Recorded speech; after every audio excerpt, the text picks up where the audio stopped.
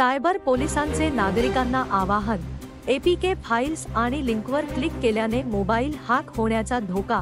धुळे जिल्ह्यातील सायबर गुन्ह्यांच्या तक्रारींमध्ये वाढ होत असल्याने नागरिकांनी सावधगिरी बाळगावी, असे आवाहन वरिष्ठ सायबर पोलीस निरीक्षक सुरेश कुमार ताराचंद घुसर यांनी केले आहे.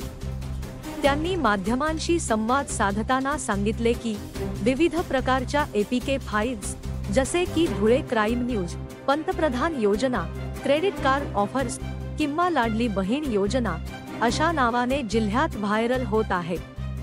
या फाइल्स किंवा लिंकवर क्लिक केल्याने मोबाईल हॅक होण्याचा धोका निर्माण होतो.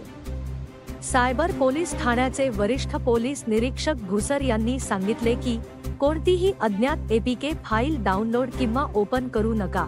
अशा फाइल्स आपल्या मोबाईलवर आल्यास तत्काळ डिलीट करा. संशयास्पद लिंकवर क्लिक करण्याचे टाळा. अशा कोणत्याही प्रकाराची फसवणूक झाल्यास त्वरित सायबर पोलीस ठाण्यात किंवा जवळच्या पोलीस ठाण्यात संपर्क साधा. या प्रकरणी अधिक माहिती देताना वरिष्ठ पोलीस निरीक्षक घुसर म्हणाले की अशा फसवणुकीच्या माध्यमातून हॅकर्स आपल्या मोबाईलमधील संवेदनशील माहिती मिळण्याची शक्यता असते, ज्यामुळे आर्थिक फसवणूक होऊ शकते. धुळे सायबर पोलीस ठाण्याच्या या सूचनेचे नागरिकांनी गांभीर्याने पालन करून स्वतःचे आणि इतरांचे संरक्षण करावे, असे आवाहन करण्यात आले आहे. धुळे क्राईम न्यूज साठी अब्दुल रहमान मलिक, धुळे. नमस्कार, मी सुरेश कुमार ताराचंद घुसर, वरिष्ठ पोलीस निरीक्षक सायबर धुळे.